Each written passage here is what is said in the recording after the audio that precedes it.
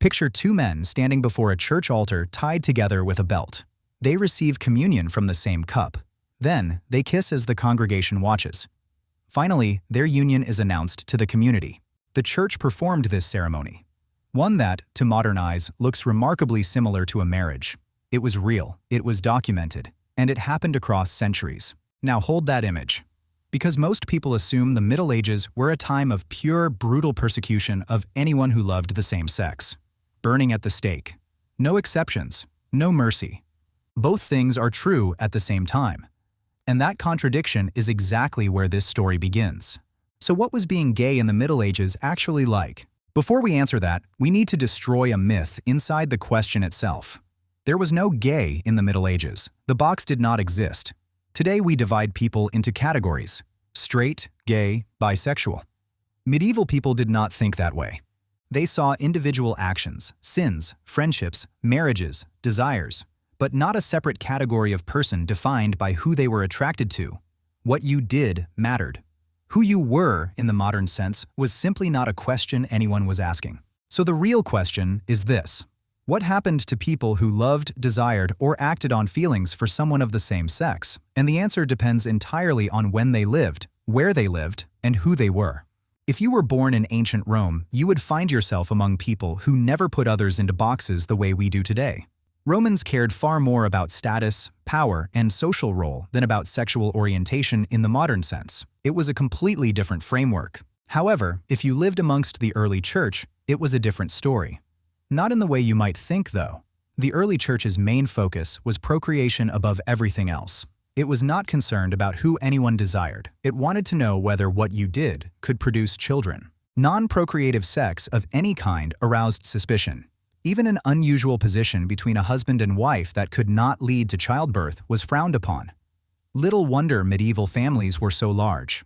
Same-sex desire was not a special target. It was just one small part of a much larger category of things the church disapproved of.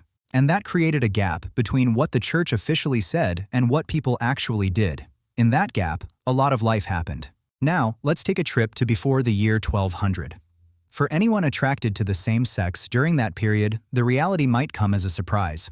Some historians point to court records where someone accused of adultery received a harsher punishment than someone accused of same-sex acts. Homoerotic poetry was being written openly, by clergy. Nobody was specifically being targeted. The church was watching everyone's bedroom, not singling out same-sex couples in particular. The box had a lot more space in it than most people assume. Most people suppose the church was always, from the very beginning, completely and uniformly hostile to same-sex behavior. But things did not change until a very specific moment. In 1179, something shifted. A major church council called by the Pope formally ordered that clergy who committed same-sex acts be expelled from their orders or sent to monasteries for penance. Secular laws followed quickly after that. By the 13th century, one French legal code laid out punishments that had become brutal. Castration on the first offense, dismemberment on the second, burning on the third. Historians often connect this shift to an effort by the medieval church to define who belonged inside their society and who did not. Jews, heretics, outsiders of every kind were being pushed out at the same time. People who loved the same sex were not uniquely targeted. They were caught in a much wider tide. The box they had no word for was slowly becoming a cage. And it did not just come for ordinary people. In the early 14th century, Edward II, King of England, had a relationship with a man named Piers Gaveston that the entire kingdom could see. Edward gave him land, titles, and power. He treated him as an equal in a world where that was dangerous. The nobles could not stand it. They hunted Gaveston down and executed him. Edward eventually lost his throne and was murdered in prison. A rumor spread for centuries that his executioner used a red-hot poker to punish his sexuality. Historians now dispute that. But the fact that the rumor existed and kept being told for hundreds of years says everything about how people understood what the church's new rules had made possible. Meanwhile, across the Mediterranean, things looked completely different. During the Islamic Golden Age, same-sex desire was openly written about at the highest levels of culture. Abu Nuwas, one of the greatest Arab poets of his era, wrote publicly about his desires and his lovers. His poetry was celebrated and circulated for centuries. On one side of the Mediterranean, punishments could be brutal. On the other, a poet could write about same-sex desire and become famous for it. In fact, there is a side of medieval behavior that completely scrambles our modern brains. Medieval men hugged, they held hands, they slept beside each other. They wrote passionate letters to one another, calling each other beloved. They wept openly. None of that automatically implied romance. Medieval friendship was intense and physical in ways that modern eyes would immediately misread. The line between deep friendship and desire was blurry enough that historians have spent decades arguing about where exactly it was.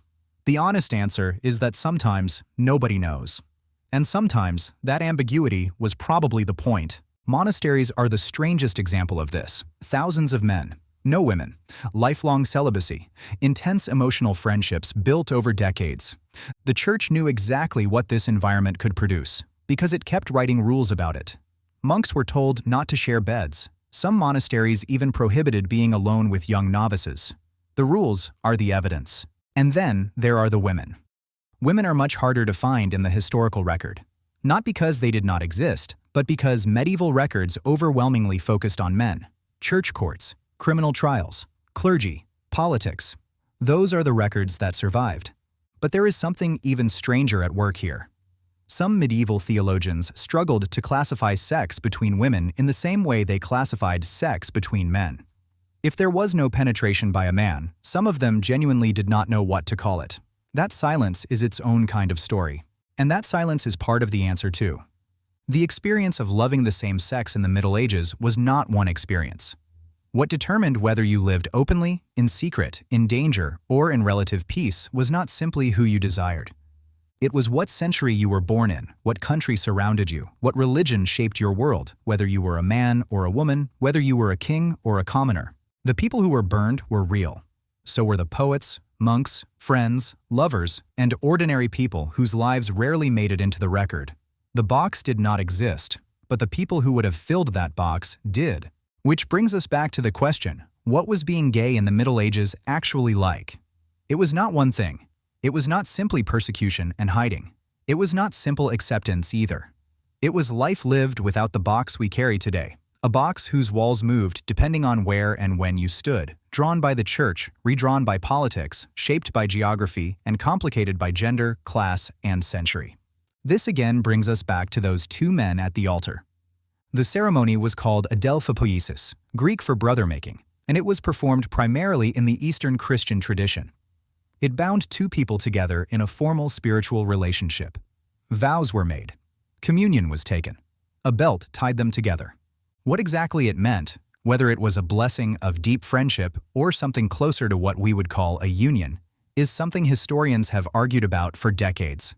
The evidence, like most things in medieval history, does not give a clean answer. Nobody has fully settled that argument. Maybe that is the most medieval thing about it.